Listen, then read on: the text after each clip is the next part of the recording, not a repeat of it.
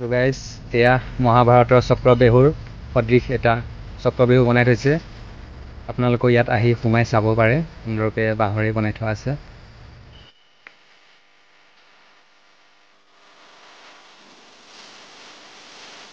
এয়া আমাৰ নিজৰ মানুহ লগ পাই গৈছোহি।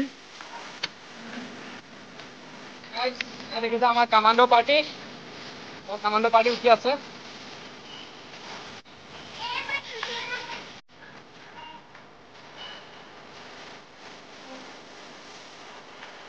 সঁচাকৈ বহুত ভাল লাগিছে, সকলোৱে কি সুন্দৰকৈ এয়া আনন্দ কৰি আছে পাৰ্কত। আৰু আপোনালোকে দেখিছে ডাঙৰসকলো ইয়াত পিছ পৰি থকা নাই, তেওঁলোকেও আহিছে আহি লৈ পেলাই মই শিশুৰ লগত।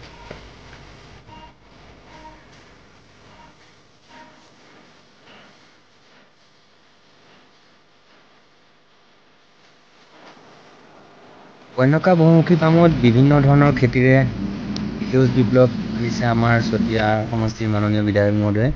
মই খেতিৰ ওপৰত এক্সট্ৰা ব্লগ এটা বনাম, আজি কমপ্লিট কভাৰ কৰিব নোৱাৰিম, তাৰ কাৰণে ক্ষমা বিচাৰিছোঁ।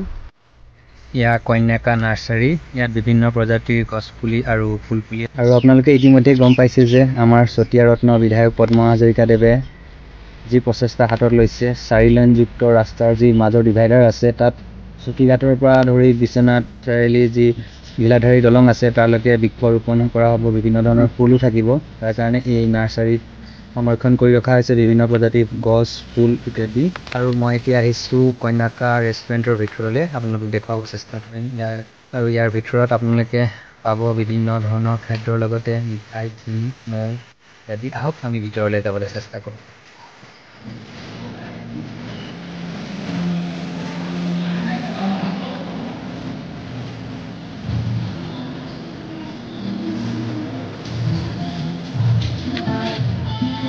ময়ো ঘৰলৈ বুলি এটা ঘিউ লৈ ল'লোঁ আৰু ল'লোঁ এটা মাউণ্টেইন ডিউ। এতিয়া আমাৰ বাইদেৱে বিল বনাই আছে। এতিয়া আমাৰ গেটতে আছিলে ভণ্টি, কেনেকুৱা লাগিছে ইয়াতে কাম কৰি?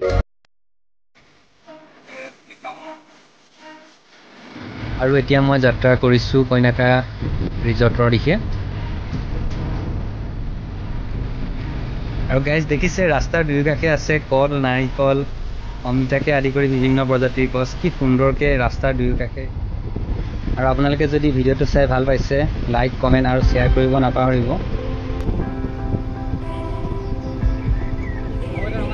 তো গাইজ দেখিছে পুনৰ আকৌ লগ পালোঁ আমি লণ্ডন বাছখন। এয়া বহু দূৰ দূৰণিৰ পৰ্যটকে বহি গৈ আছে গেষ্ট হাউচৰ দিশে।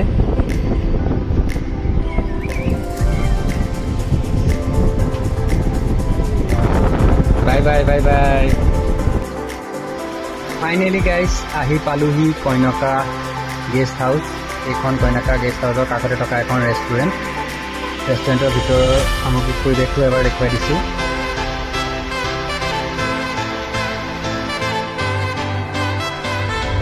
গাইজ আপোনালোকে যদি ভাবে ইয়াতে এক ৰাতি সুন্দৰ ব্যৱস্থা আছে, আপোনালোকে থাকিব পাৰিব।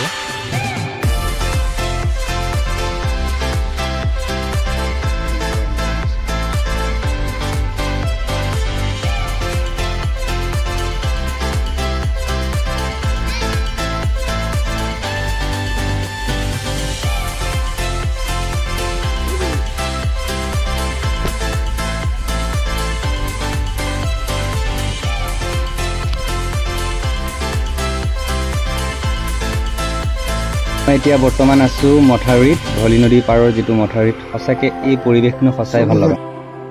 মই নদীখনো জুম কৰি দেখাবলৈ চেষ্টা কৰিছোঁ যিমান পাৰিছোঁ।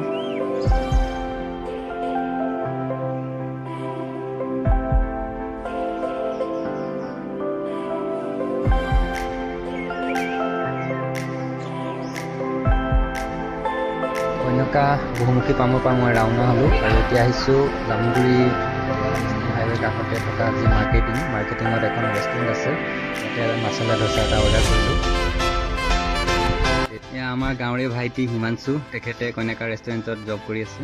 আৰু এতিয়া মই আপোনালোকক দেখুৱাব চেষ্টা কৰিম কন্যাকাৰ লাইভ যিটো ষ্টুডিঅ'ত কেনেধৰণে কাম কৰে, তাৰে অকণমান মই লগতে কভাৰ কৰিব চেষ্টা কৰিম।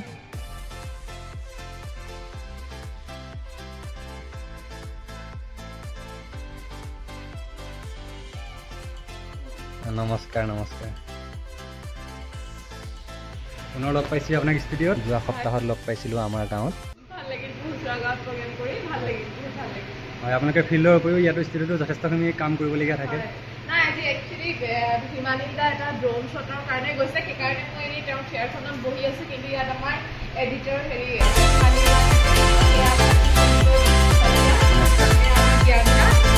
তো গাইজ, এয়া আপোনালোকে দেখিছে কন্যাকা লাইভৰ এডিটৰখিনিয়ে কেনেকৈ এডিটিং কৰি আছে নিউজ। ইয়াতে মিঠাই দৈ ইত্যাদি প্ৰডাকশ্যন কৰা হয় আৰু পেকেজিঙৰ কাম চলি আছে। ইয়াতে হঠাৎ পালোঁ মোৰ এজন বন্ধু বিশ্ব, তেখেতে দৈ বনাই আছে বৰ্তমান।